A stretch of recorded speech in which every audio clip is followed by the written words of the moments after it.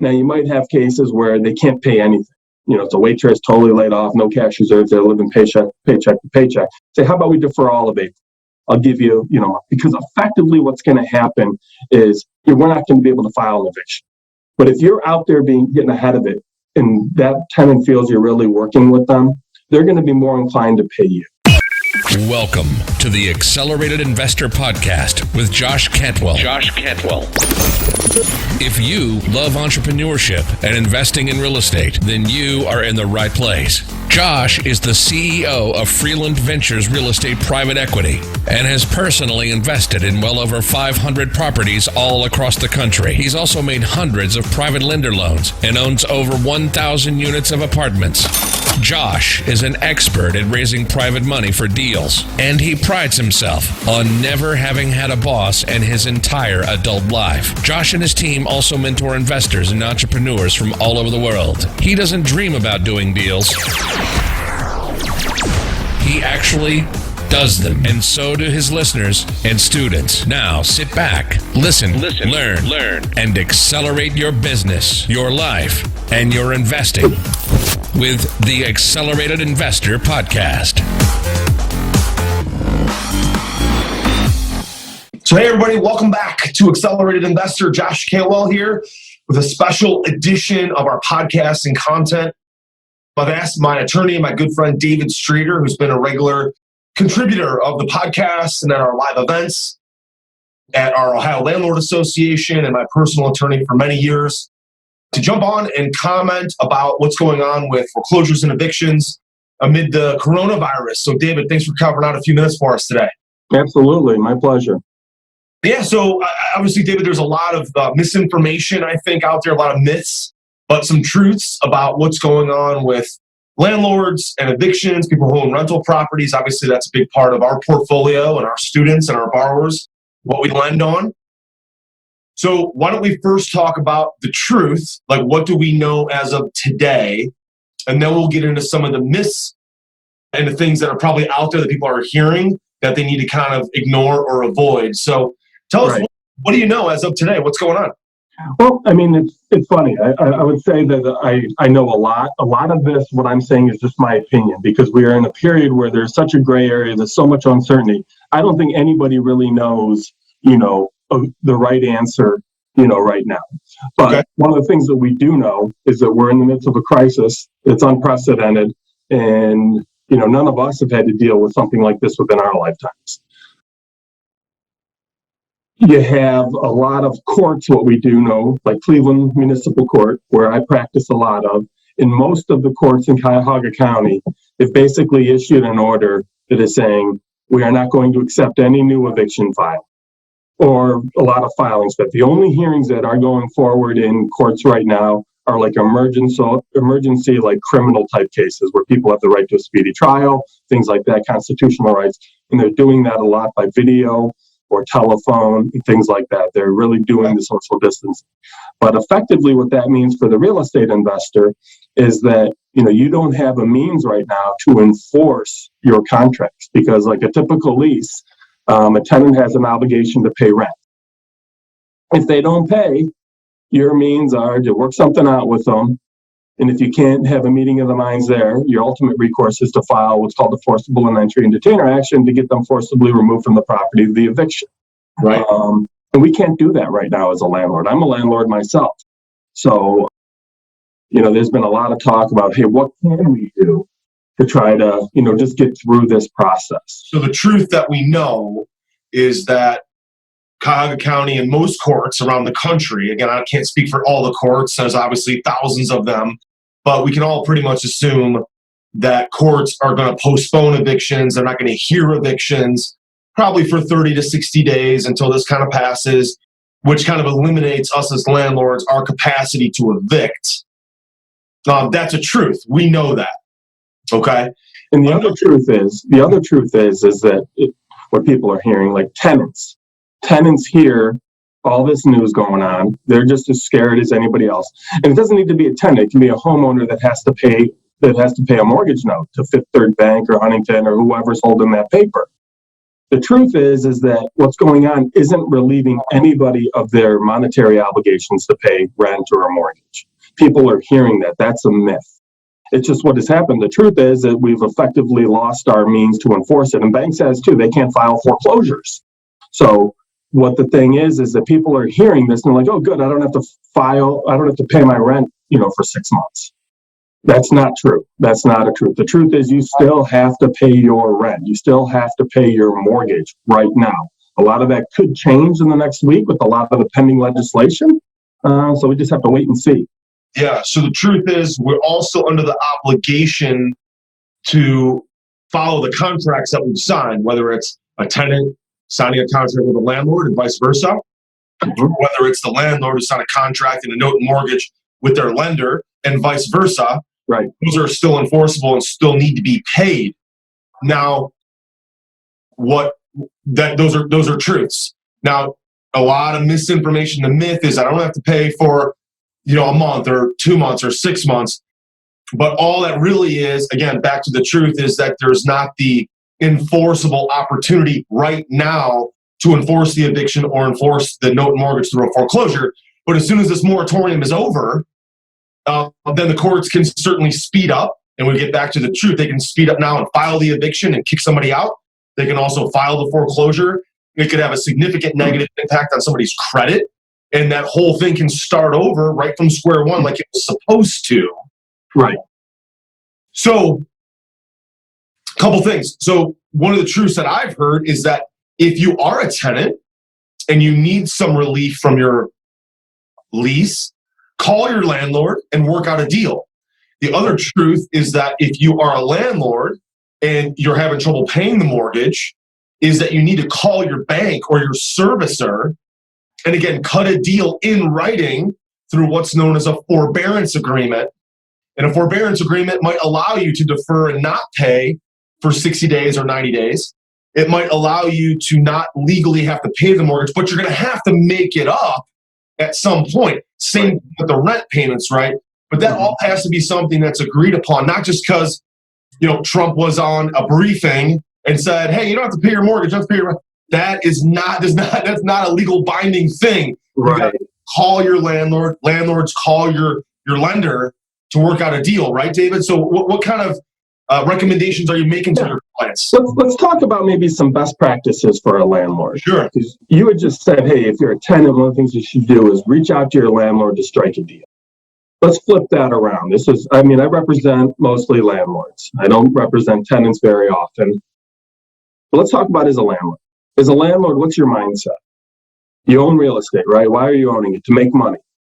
A lot of times when you acquire real estate, you have some sort of debt against it. So you have a debt service. Maybe it's a mortgage payment. Maybe it's a private lender. Maybe it's a family member's IRA or something. You have to pay a certain amount. In addition to the debt service, you have other hard carrying costs, insurance and taxes, and sometimes utilities. Okay. Right. And you have to maintain the property. The Ohio Revised Code says that a landlord, regardless, has a certain duty and obligation to keep minimum standards to make that place habitable. So in order to do all that, you need cash flow coming in, right? Which is rent. That's why you have your rent. So what I'm advising my landlords to do is to be proactive, get ahead of it, and call their tenants if it's possible. And call the tenant up. And it's not basically the type of phone call to shake them down for money. You want to come across by saying, and it's not just a sneaky ploy, I think there's some truth to it. You want to find out first how they're doing. Let them know that, hey, we're in this together. We're business partners. I always say that landlord-tenant relationship is a good employer-employee relationship. You want to have good employees working for you, just like you A players in your businesses, right? Yeah. Reach out to them and say, hey, how are you doing with this? Are you healthy? How are you feeling? Are you stressed out? And if not, let's talk about it. And be able to have an open conversation to figure out what's going on, identify what the problem is, and then work together to get a resolution. And a lot of times people are saying, hey, I've been laid off of work. I'm not sure how I'm going to make ends meet. I was a waitress at a restaurant and, they've all been closed down, and say, okay, how are you, can you pay anything this month? Right. And so a lot of times I have a lot of landlords now entering into what's called deferred payment agreements. And I've drafted a lot of those and talked about them even more. But the idea is maybe the rent's, $1,000 a month. and say, hey, can you pay $500 this month? And they say yes. Okay, let's enter an agreement that says on April 1st or maybe by April 15th, you're going to pay me $500. I'm not going to charge any late fees or penalty. The remaining balance of $500 is just going to get deferred and paid according to a schedule and time. Maybe an extra $100 a month moving forward. So on May 1st, you have to pay me your $1,000. You're going to pay me another $100, and I'm not going to charge you late fees or penalties. I'm not going to report it to you. I'm not going to evict you. Got it. I'm going to work with you. And then the idea there is if you have enough properties, at least you're, as an owner, maintaining some cash flow so you can service your debt to get through the storm. Now, you might have cases where they can't pay anything. You know, it's a waitress totally laid off, no cash reserves, they're living paycheck to paycheck. Say, how about we defer all of April? I'll give you, because effectively what's going to happen is we're not going to be able to file an eviction. But if you're out there getting ahead of it and that tenant feels you're really working with them, they're going to be more inclined to pay you. And then with all of this legislation going out, you can also say, hey, if we don't know what the government's going to do for us. But right now, part of the bill, the CARES program, is that, every taxpayer is going to get $1,200. If it's a husband and wife, they're going to get $2,400, and you're going to get $500, per minor children. So that's effectively like $3,100 if you have 2 kids. And say, hey, that money is being provided to you to provide for food and shelter. So we'll enter into this deferred payment agreement. So when that money comes in, we have the understanding that you're going to use that to pay me. So then I can go ahead and pay my mortgage and all of that. Right. And so at least you have that. And the important thing is you get that agreement in writing. So if it doesn't come to fruition, if they don't meet the guidelines of that agreement, then you have a document to then enforce the eviction. And the court's going to see that you tried to work with them and you tried to do the right thing. And I think that's going to put a landlord in the best position.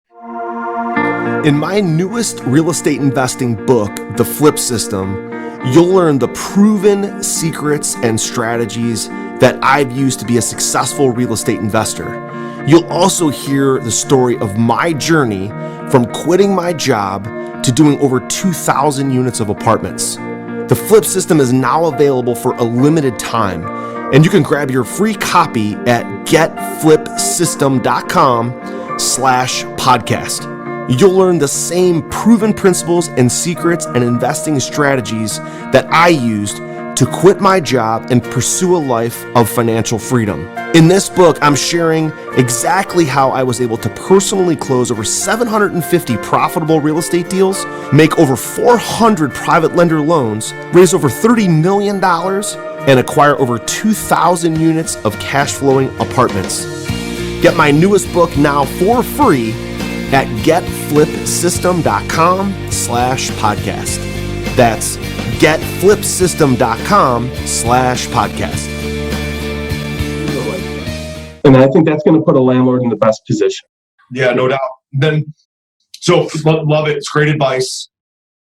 You're at the forefront of this with your clients, including me, guys that own lots and lots and lots of units. And they're thinking, okay, I'm going to kind of get squeezed at both ends. What if my tenants don't pay and then my bank enforces my mortgage? So same thing at the other end.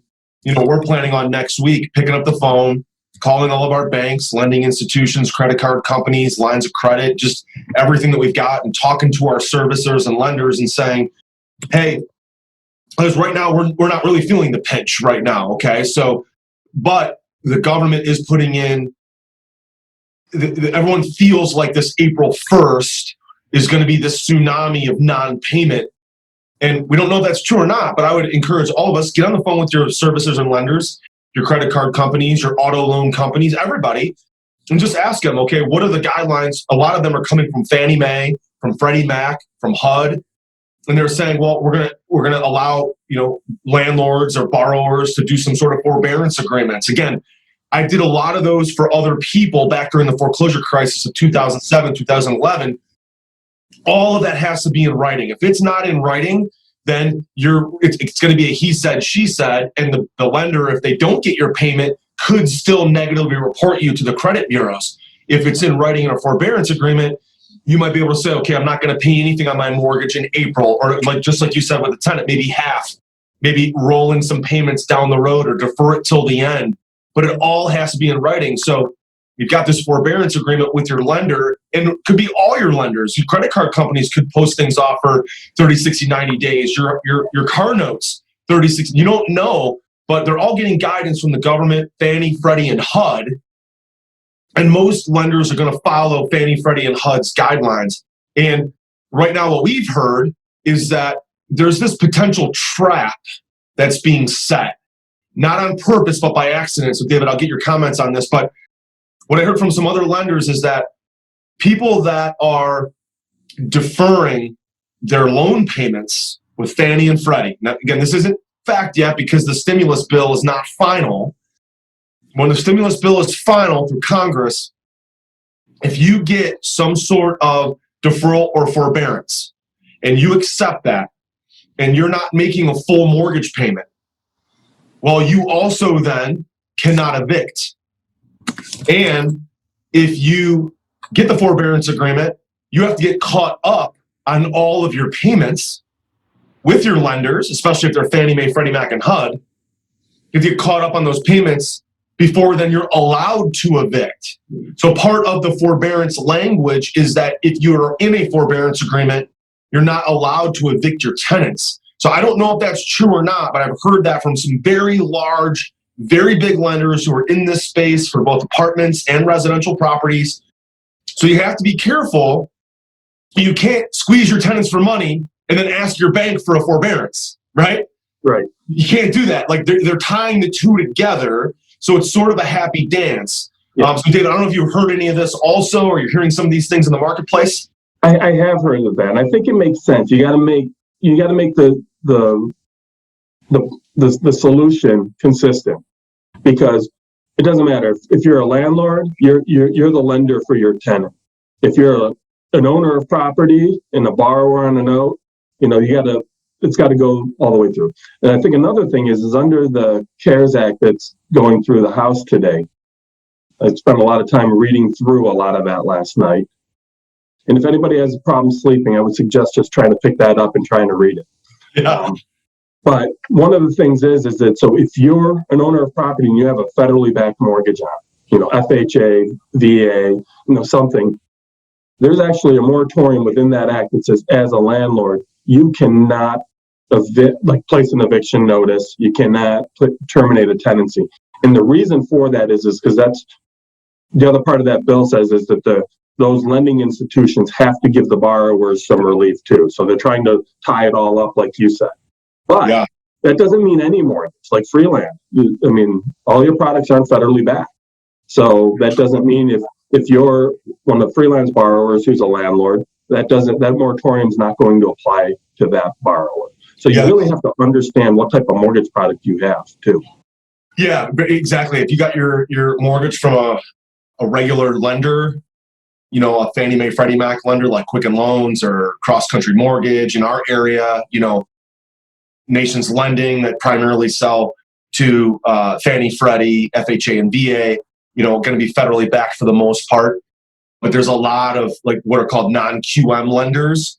And there's also lots of people that are originating paper on warehouse lines and selling them off to alternate institutions, alternate lenders. None of that product, as David said, has to follow the government guidelines, right? Because they're all basically independent investors selling that product, originating the loan, and then selling it off in the secondary market to another investor. So there's really no guidelines there. So yeah, we're hustling. It's the end of March, beginning of April. We're hustling to collect payments for March and obviously the beginning of April.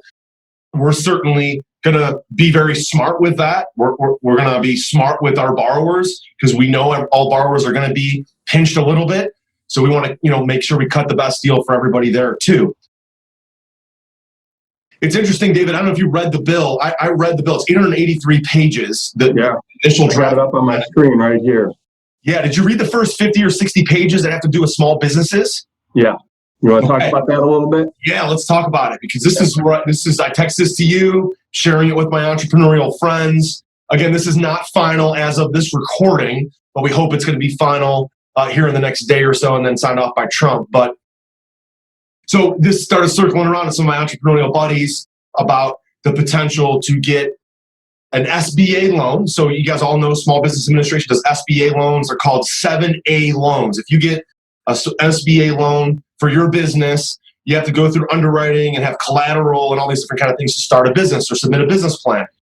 Well, they're basically taking the same framework of the 7A SBA loan, but part of this legislation is to allow small business owners. So it could be David and his law practice. It could be freelance lending. It could be your real estate investment business. Maybe you do, maybe you sell something e-commerce, whatever that is, but you take your business and if you apply, driver could be what, yeah, whatever. Ride shares in there. Yeah. So it's amazing all the different opportunities and things. They basically want small business owners not to lay people off. So what they're doing is they're relaxing the guidelines. They're making these loans non-recourse. They're making these loans have very little collateral, and you can get loans for all your different business expenditures. But what I read, David, and I'd like to hear your take on it too, is what I read is that for 8 weeks after you close the loan and the loan is funded, whatever portion of the loan that you use for payroll, mortgage interest, rent, utilities, those types of business expenses, they're very defined in there. They're pretty black and white. You can package those up. And then at the end of the 8 weeks, you can go to your mortgage or your SBA servicer and petition them to say that you used the dollars to fund those specific, it's called a covered period. During this 8-week covered period, if you use them for those expenses, they will then forgive and essentially turn that part of the loan into a grant. They'll forgive that loan, that portion of the loan that you used, again, for rent, mortgage interest, utilities, salaries, commissions, and payroll. The other thing that's amazing about this loan is that they're deferring payments on the loan for 6 months to a year. So even if you qualify for the loan is funded and you get the dollars to fund your business, you don't have to pay an interest payment on the loan for 6 months to a year. So in theory, and David, I'll kick this over to you now. In theory, you could just go get a loan for the next 8 weeks of business expenses that fall in those categories, close that loan, fund that loan, pay for those expenses, and then get a complete forgiveness of the loan if you use the loan for those qualified business expenses and essentially have a grant and have free money from it. It's amazing if that's what I read becomes the reality later today. What was your take? Yeah, the same thing. And another thing is, remember last week, they were saying all small business owners go to SBA.gov and apply online. This is different than that disaster relief loan that was online last week. And that site went down middle of last week because they were having some problems with it. Probably everyone was on it. Right. You know what? I went on it and I went through and filled out the application just to do it. But this is different. So this isn't something that you're going to apply for directly with the SBA. You're going to do it through a servicer. So I was on the phone with a banker friend of mine at a local branch, and I said, "Hey, what do you know about?" And she basically said, "Yeah, we don't know a whole lot, but I just got off a conference call with our senior VP of lending in the region, and they laid out some bullet points of how they think it's going to look." So I might be able to share some insight there. But everything that you said is true. But some of the things that aren't specifically in the bill is like, you have to figure out what. Let's pause here real quick and just tell our audience, this is not law yet. Yes. It's very close. So I don't want anybody taking this video and being like, Josh and David said, look, it was signed in the Senate. It's on the House floor right now. If they ratify it, sign it as is, because what we read could change, right? Let's just make this disclaimer. It could change even later today or tomorrow, Monday, and then Trump's got to sign it. So this is just what we know so far. It's not final, but we think it's going to be some version or very close to what we just read and what we just told you guys about. So let's make that disclaimer. Now, what did you hear from your banker? So what we know, it was supposed to be, $350 billion allocated to small business owners with the max loan amount of $10 million. You know, I know a lot of small business owners, they don't need $10 million. They might just need $50,000, $25,000 to get through the next 8 weeks, like you said. You can borrow more, but like you said, only the amount of expenditures for 8 weeks could be deemed forgiven. So if you borrow more, you're going to be repaying it. Sure, low rates, low entry, there's no loan cost, there's no application fee. And I just want to see them get a mechanism in place to effectively, get this. Like you had sent me that Wall Street Journal article yesterday, and they said, we hope to have this up and running next week where you apply and fund the same day. But you're going to have to go into like a local bank, or a service provider to apply for this loan. Then the SBA will back it through them. And so if you're going to your corner bank, they're going to actually fund it. Yeah, so the question is, right, is there's a lot of people in banks that are already SBA lenders, like Huntington Bank, PNC. They already have SBA loans as part of their business model. They have an SBA division.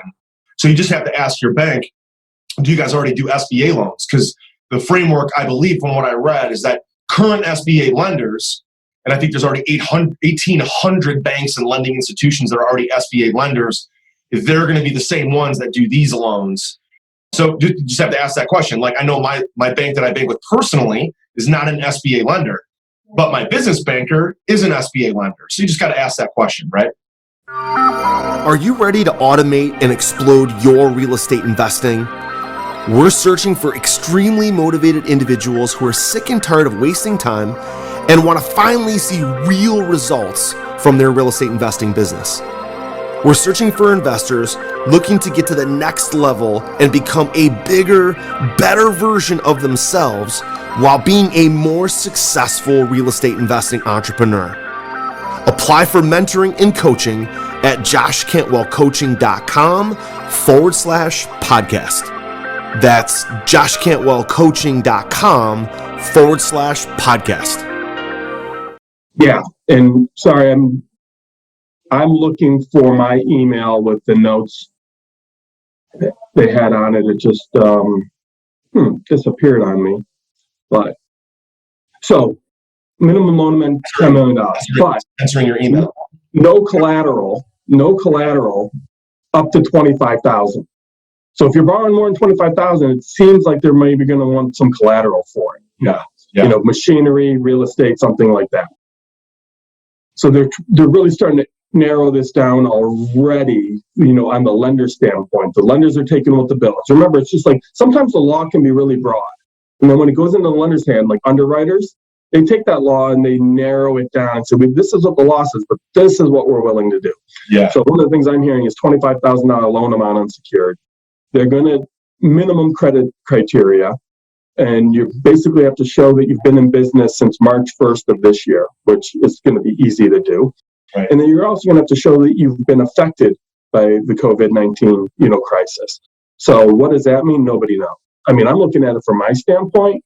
I'm still busy. I'm still working a little bit, but I can tell you with me losing my eviction docket, that cash flow is going to go down. I mean, it's just the reality of it, and we're all in the same boat together. So you're going to have to be able to demonstrate that. So as a business owner, start thinking about these things. How can I do it? They're going to want a personal financial statement. So if you don't have one, get one of those together. Get your last year tax returns ready. That's a requirement that they need. They're going to take maybe one of the factors could be a percentage, like 2 times or 2.5 times 2019 payroll. So they're doing some factoring of like last year's payroll. So again, if you have your tax returns done, even if you don't, you probably have your payroll company or your own payroll that what you spent last year in 2019. Pretty easy figure to grab and be able to say, okay, I know I'm going to want this for 2 months or get 2.5 times this number, something along those lines. So and they want you to prove that pattern in history, because that's why they're going to look for that footprint there, that history. Because I could go to my payroll provider today and say, hey, you know what? I'm bumping my base salary to $200,000 a year. So then I can qualify for more. So that's why they want to see that you've actually cut some checks at that amount. So my understanding too is it's going to cover employee salaries up to where the employee was making up to $100,000. So if you have a highly compensated employee, including yourself, right? You could be on your own payroll and be highly compensated. They're not going to let you just throw that on there and cover that and write that off and forgive it up to $100,000, which is basically $8,300 per month of monthly payroll, if you will. So you can indeed put yourself on there, but they're probably going to want to see that you were on there before, and you're going to continue to do that. You can't just all of a sudden jam yourself, your wife, your kids, and everybody else on the payroll and then forgive it, is my understanding. So I'm sure there's going to be, you just have to prove it and to get the loan, and then you're going to have to prove it again, David, is my understanding, to get it forgiven. You have to prove it to your servicer afterwards that you actually use the dollars for that purpose. So it's not like they're just, giving money away. There's going to be some documentation behind it. And there's also part of this is a deferment for your payroll tax liability. They're kicking that. They're going to say, hey, we want you to pay half of it by December 31st, 2021, and the remaining balance of 2022. So they're deferring your payroll tax liability essentially for 2 years. Yeah. Yeah. So again, some really cool stuff, really good points in this interview, really cool stuff that I think Congress is working on. To me, those seem like pretty reasonable and useful tools, frankly. It seems like they're actually using common sense this time around regarding this eight weeks of potential forgiveness, but doing some reasonable underwriting, giving landlords and tenants some relief. But again, making it both, all three sides. The lender gives the forgiveness, the landlord gives the forgiveness, the tenant may also get some forgiveness, but then it's all going to come back online together, maybe 8 weeks from now, 12 weeks from now, where again, tenants need to make their payments, landlords need to make their payments to their lender, and lenders are coming back online and they're all full steam. Again, I think everyone feels like this is a 2 to 3 month hiccup, and hopefully we're all back to business, start of Q3. And back to normal. So it's kind of how it feels to me, and Congress seems to be acting in that fashion. Right. Yeah, fantastic, David. Anything else that any other kind of other points, any other legal or tax ideas? Again, we're not giving legal and tax advice here. Got to make that disclosure. Talk to your own accountants and attorneys. But anything else you've heard or seen in the marketplace before we wrap up? No, I think we did a good job covering it, and I bet we could probably do another one of these on Monday, and it'll be totally different. Let's just see what happens in the next 48 hours to see if it gets onto the president's desk and signed. And then we have to figure out to see how can they mobilize that effort to actually put it into practice. I mean, that's going to be tough. Yeah. A lot of people are going to be working a lot of hours, but to see the progress they've made so far, it's pretty amazing. Yeah. And one last thing, I see we're both in uniform today. Yeah. We got the quarter zips on. Yeah, you for sure. We're actually creating an online store that will have all of our gear. I got this at Target. Yeah, sure. This at Target. Freelance stuff on the shelves. But we got our own store. We're building an online store. This is actually something that a lot of our students and members and listeners can use. And once this is final, I'll kick it out to everybody. But you can we're building an online store with all of our stuff logoed, and then we're going to send our high VIP clients, attorneys, vendors, borrowers, students, credits where they can go buy their own gear, and then they just put a little code in the checkout, and then the gear is on us. So David's got some of his gear on, and we're gonna spread the word even more when this virus business is over. So, all right. Well, I appreciate the time, Josh, and if you need anything, as always, you know how to reach me. For sure, David. Just kick out what's your contact information for anybody that wants to reach out to you, especially if they're in Ohio and they're looking for some advice. What's your phone number, email, website? How can they get a hold of you? Yeah, my direct line is 216-407-6644. And then my email is first initial D, last name Streeter. So D Streeter at Deemer Law. And that's DEMERLAW.com. Perfect. Yeah, we'll put that in the show notes as well. Dave, thanks so much again for all your. Thanks, Josh. Okay, bye, everyone. You've been listening to Josh Cantwell and the Accelerated Investor Podcast. Leave a comment on our iTunes channel and let us know what you want to learn next or who you'd like Josh to interview. While you're there, give us a 5-star rating and make sure to subscribe so you can be the first to hear new episodes. Follow Josh Cantwell and his companies, Strategic Real Estate Coach and Freeland Ventures, on all social media platforms now, and stay up to date on new training and investment opportunities. To start your journey toward the lifestyle you've always dreamed of, apply for coaching at joshcantwellcoaching.com.